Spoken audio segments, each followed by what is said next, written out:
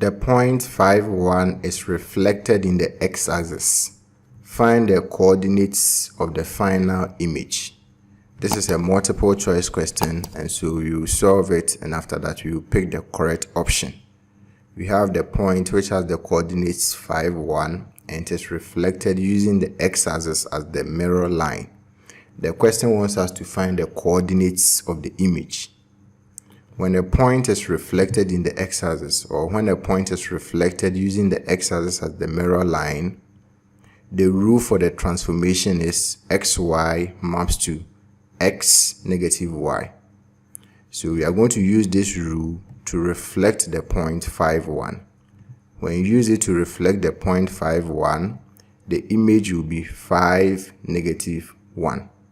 So it means that when the point 5, 1 is reflected in the x-axis, the image of the point will be 5, negative 1. When we look through the options we have, the correct option is A, 5, negative 1.